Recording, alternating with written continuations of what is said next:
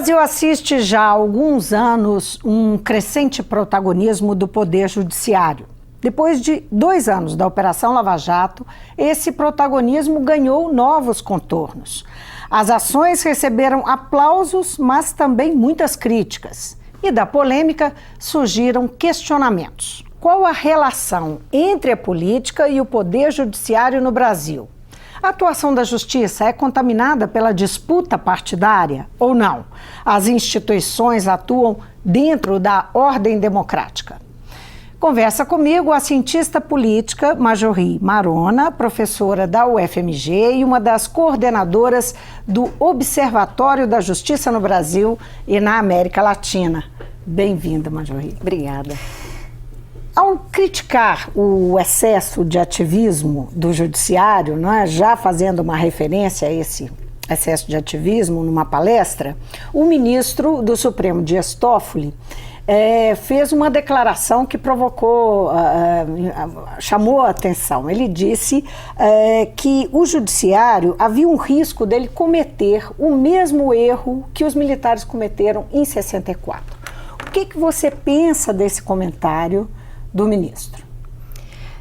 O ministro chama atenção para uma das grandes questões, né, ligadas ao protagonismo do Poder Judiciário, mas não só das instituições do sistema de justiça de um modo geral, né, que é justamente a de se constituir um governo de juízes, né, que não necessariamente esteja respaldado aí na vontade popular, né, então que tensione e possa vir a romper, né, com as bases da legitimidade do sistema democrático. Né? Mas eu acho que é interessante a gente entender um pouquinho, né, como é que esse protagonismo das instituições judiciais foi construída, né, de 88 para cá. Né? E isso remete mesmo ao próprio momento uma construção que parte da Constituição. A gente pode dizer que sim, embora o Ministério Público tenha um movimento um pouquinho anterior, né, mas naquele momento de redemocratização, se a gente tem por um lado ali um reforço da soberania, com as possibilidades de ampliação dos espaços de participação direta, né, e um sistema todo de institucionalização da participação por um lado, que reforça essa ideia de que governos legítimos são governos que contam, né, com o sustentáculo da soberania popular, né, com o apoio da população. Por outro lado, ali já tinha todo um discurso da necessidade de que se reforçassem as instituições de controle sobre as ações do governo. Né? Instituições de controle, o que exatamente você chama de instituições de controle, para ficar claro para as pessoas?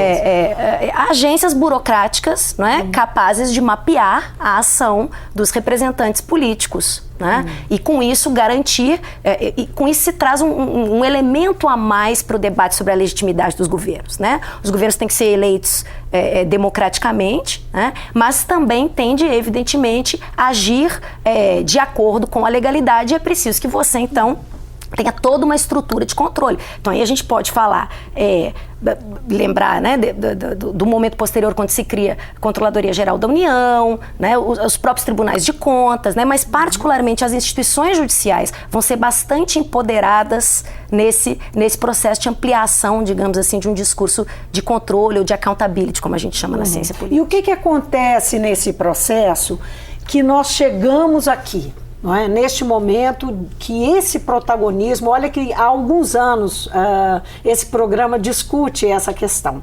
E a sensação, pelo menos a percepção, aí eu quero que você comente se essa percepção é equivocada ou não, mas a percepção é que esse ativismo, esse protagonismo está cada vez maior. Existem alguns deslocamentos, né? No primeiro momento, o Poder Judiciário, propriamente, né, os juízes, os magistrados, né, os tribunais, eles vão ganhar à frente nesse cenário, particularmente o Supremo Tribunal Federal, né? Mas ainda muito numa linguagem da inclusão, do aprofundamento dos direitos, né? Então, toda a possibilidade que o Judiciário apresentava naquele momento para fazer valer aquele conjunto de direitos que estavam constitucionalmente previstos, né?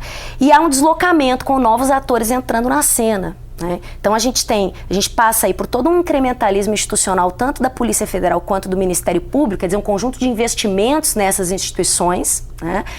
Associada também a uma mudança que ocorre nos últimos 10, 12... Que ocorre nos governos petistas.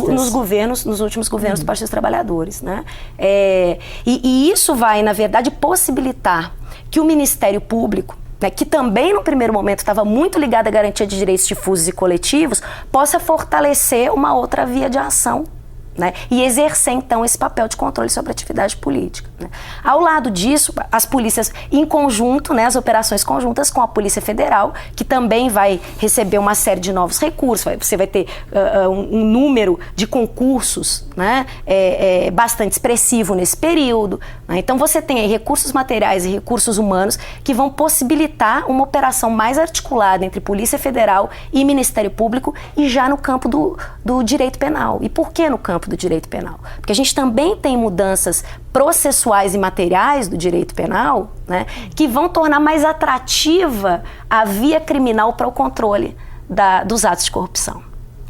Então, se no primeiro momento isso era feito... mudanças na legislação. Na legislação, a gente importa determinados mecanismos, o mecanismo da delação premiada, né, que é um mecanismo que é originário de um sistema de organização, um ordenamento jurídico, que é o ordenamento jurídico norte-americano, né, que está respaldado em outras bases, em outros princípios, né, e que é um instrumento utilizado para o combate do crime organizado. Então você tem dois deslocamentos. Primeiro, você importa um mecanismo de um sistema jurídico que é alienígena, digamos assim, né? E segundo, você tem um deslocamento de um mecanismo que é utilizado para o combate ao crime organizado, que passa a ser utilizado de forma sistemática para combater os atos de corrupção. Jori, a questão é que esse é um tema polêmico, até porque tem muita gente que olha de forma muito crítica para isso, e tem muita gente que aplaude. Não é? Enfim, vamos todos colocar os policiais corruptos na cadeia e use os métodos que forem necessários, e o fortalecimento dessas instituições é fundamental e tal. Então, é por si só uma questão polêmica. Daí eu queria saber o seguinte: vamos pegar um caso prático, né, e emblemático que vem nessas circunstâncias que você descreveu, desse fortalecimento dos mecanismos de controle, e aí a deflagração dessa Operação Lava Jato, que vem, e aí não precisa descrever, porque a gente sabe como é que funciona, mas especificamente no caso do ex-presidente Lula. Ele foi conduzido de forma coercitiva, não é? Se não me engano, no final do ano passado.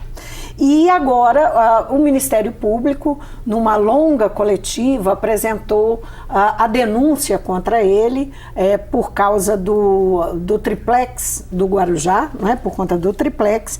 E o juiz Sérgio Moro, da Justiça Federal de Curitiba, logo acolheu em poucos dias, em menos de uma semana, acolheu a denúncia do Ministério Público. Você vê aí uma contaminação nessa ação, como alegam os aliados do ex-presidente Lula?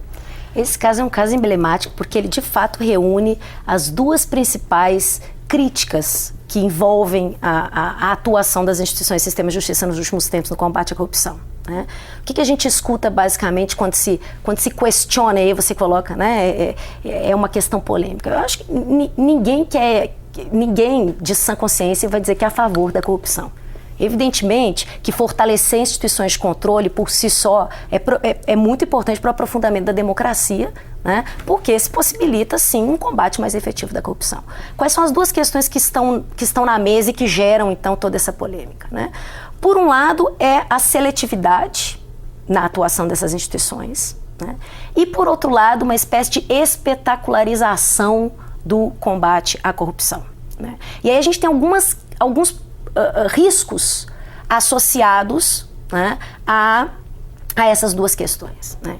Então, o primeiro risco associado à questão da seletividade, né, é justamente o fato de que, se você atua, e aí você lembra bem, 3 dias depois o Sérgio Moro recebe a denúncia, né, quando a gente tem outras ações do Ministério Público e da Polícia Federal envolvendo políticos de outros partidos que estão há meses né, ainda no processo de construção da fase investigativa.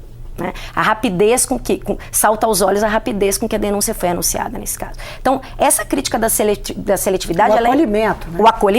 O acolhimento, exatamente. Essa crítica da seletividade, é importante que se diga que a grande questão aqui, a questão de fundo, né, é que ao se colar a ideia do combate à corrupção, a ideia da extinção de um partido político ou de um determinado grupo político, seja ele qual for, né, traz uma consequência não esperada, que é, de fato, não se combater a corrupção. A corrupção, o combate à corrupção, né, demanda medidas que são medidas de reforma institucional. Você precisa, por exemplo, no Brasil, atacar o modo de financiamento do sistema eleitoral. Você precisa repensar toda a nossa lógica de construção da representação política. Então, quando você cola o combate à corrupção a um partido, a um grupo, você gera uma sensação de que está combatendo a corrupção, quando, na verdade, o que pode estar acontecendo é que você continua permitindo que as práticas corruptivas sigam de forma estrutural o seu curso dentro do sistema político. O que você pensa do que virou, assim, fonte de memes nas redes sociais, não é? Que foi o argumento do Ministério Público, se não dito numa mesma frase, como muitos tentaram argumentar, mas foi dito pelo Ministério Público que eles não tinham, os procuradores não tinham provas, mas tinham convicção. O que isso revela, né? Esse argumento. Isso é interessante. Na verdade, essa frase sintetiza, né, talvez o outro aspecto a que eu me referia antes, que é o problema da espetacularização do combate à corrupção. Né? Você chama a mídia, né, para apresentar publicamente uma denúncia, né, e lança a mão de uma frase como essa. Do ponto de vista técnico, a fase probatória é uma fase que vai se dar em juízo. Então, de fato, o Ministério Público precisa ter, para apresentar uma denúncia, precisa ter indícios fortes, né, de materialidade, né, e de autoria. Mas o que essa frase quer, o que essa frase significa num contexto em que o Ministério Público, de forma constante, né, tem atuado de forma articulada com a grande mídia, né, ou pelo menos muito ligado na opinião pública, né, que é essa outra questão da espetacularização do combate à corrupção, que é a construção de uma sensação de que a política, né, é o ninho da corrupção, de que o sistema político está todo ele apodrecido por práticas corruptivas e, portanto, uma deslegitimação generalizada do sistema político, que faz com que qualquer regime democrático possa entrar em colapso. Né? A pura e simples substituição, se você desloca, né, a legitimidade para a burocracia, para as agências de controle, você vai ter um problema claro aí para constituir governos e para constituir representação política. Agora, esse ativismo do judiciário, você diria que é uma decorrência natural? Por conta quer dizer, porque existe um fenômeno mundial desse protagonismo, desse ativismo cada vez maior em relação aos, né, dentro do equilíbrio dos poderes. Você tem o judiciário aparecendo mais forte, mais atuante. Mas isso é uma decorrência natural das democracias? Isso é uma fase da história da democracia no mundo ou não? Nós temos as nossas especificidades. Como é que você vê isso? O que eu penso é que você tem, de fato, alguns elementos que são elementos que fazem parte do próprio movimento de constitucionalização das democracias ocidentais. Então, não há dúvidas que você tem alguns elementos que estão vinculados, sim, a esse arquétipo, né, com o qual hoje nós trabalhamos. Mas tem algumas outras questões que precisam ser levadas em consideração, né, e que aí sim são particularidades, são peculiaridades. Né. Primeiro, que esses modelos não se repetem mundo afora. Né. A gente poderia pensar...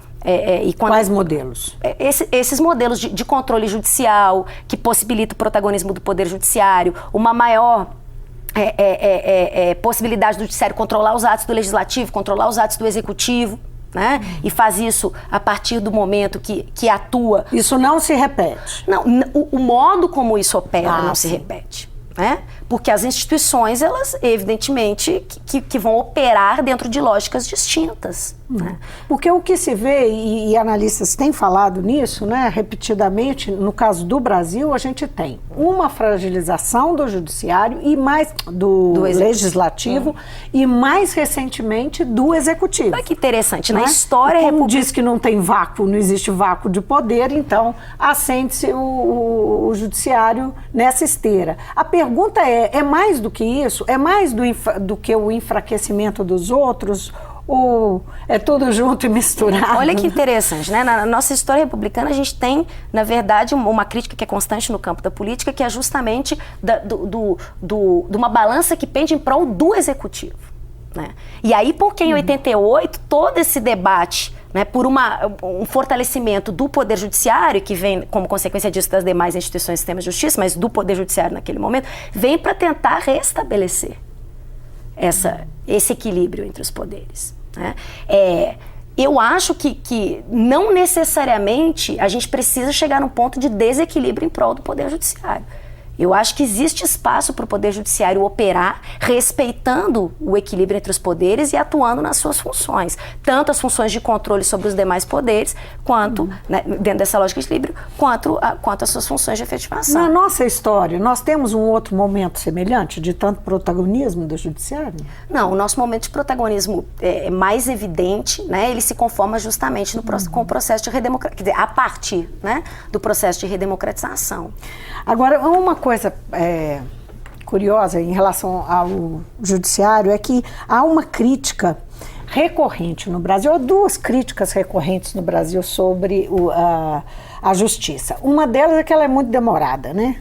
Enfim. A outra é que ela pune sistematicamente pobres e pretos. E agora vem a Lava Jato e começa a prender os ricos, não é? Os políticos, que também costumam no imaginário popular ser ligados, né, aos que têm poder, aos que são ricos, aos que estão protegidos. Não é?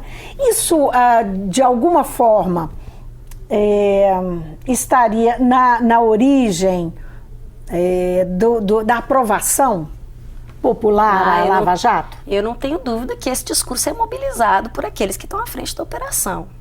Mais uma vez a gente volta para os riscos que envolvem, né, um deslocamento das bases de legitimidade da atuação dessas instituições para a opinião pública. Cada vez que essas instituições atuam de olho na opinião pública e buscam, né, fundar, né, legitimamente a sua ação com base na opinião pública, num contexto de assimetria de informação que a gente tem, né, isso gera problemas, né, isso gera riscos. Que tipo de consequência a gente pode ter, Major Rio? Então, essa que é a questão. Quais são os riscos associados a isso? Né? Aqueles dois dos quais a gente falou.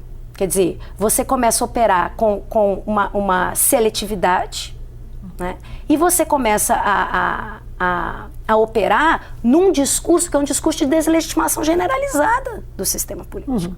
Que aí coloca em xeque o próprio sistema democrático, enfim, em última análise, o próprio sistema de né, construção da representação política. Né? Agora, voltando aos pretos e pobres, eu já ouvi isso outra coisa também, quando você fala em seletividade, olhando para a justiça, vamos dizer assim, uma justiça sem venda, não é?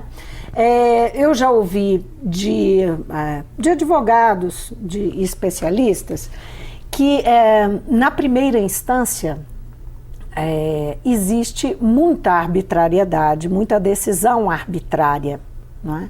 Em relação a essa parcela da população mais frágil, mais desprotegida, com menos direitos à defesa, não é? Porque você tem uma defensoria pública também com uma série de precariedades, e que ao se tomar decisões em instâncias mais altas desse tipo em relação a quem tem poder, aí legitima as decisões de primeira instância. O que você pensa dessa...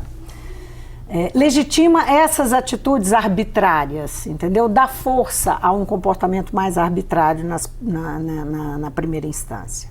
Como é que você vê isso?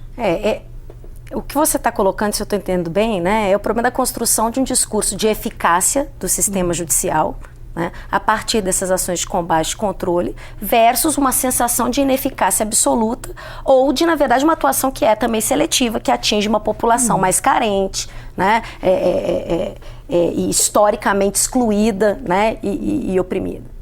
Então, tem toda a construção de um discurso de eficácia agora do sistema judicial, porque, de fato, o sistema judicial tem feito. Nunca tantos mandados de busca e apreensão, tantos mandados de prisão temporária, preventiva, envolvendo atores que são historicamente vistos como atores da elite política e econômica, né, do país. Né? Então, mas a questão toda é debater como é que a construção desse discurso de efetividade pode se dar sem se discutir o problema da seletividade e sem se discutir o problema do deslocamento de legitimidade dessa atuação.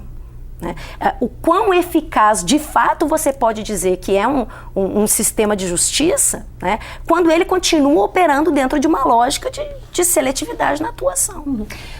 Como é que você vê a questão da composição do judiciário? A formação dos juízes, não é? A gente sabe que nós somos um país muito desigual, não é? Quem tem acesso a fazer um concurso público pode estudar, para ficar ali ralando para prestar um concurso para juiz, é quem tem retaguarda, não é? Como que isso influi, ao final, na atuação do judiciário? Eu acho esse ponto fundamental, né? Assim, e isso tem ligação com a sua questão anterior sobre as instâncias de mediação, né? Quer dizer, que a gente tem visto, e rapidamente falo sobre isso e faço, que a gente tem visto na questão da Lava Jato, é que a gente está vendo atuar a primeira instância da Justiça Federal, né? O Ministério Público, quer dizer, a gente está vendo atuar a primeira instância. Então a gente também tem um deslocamento aí, né? Está se falando de um protagonismo que não vem lá do STF, um protagonismo que vem da base. Né? E as instâncias de mediação, elas têm operado pouco nos reparos ao que tem sido realizado aqui na base, tanto pelo Sérgio Moro quanto pelo Dallagnol, Ministério Público e as ações da Polícia Federal. Então essa é uma crítica, decisões de fato não, né? Então essa é uma crítica que também tem sido feita, né?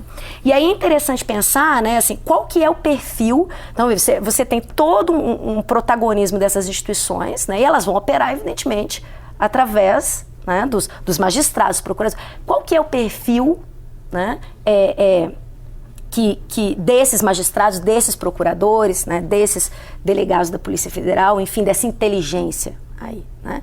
Como você chama atenção, né? Ali você tem a representação de um determinado conjunto de interesses, valores, etc., um segmento da população brasileira, né?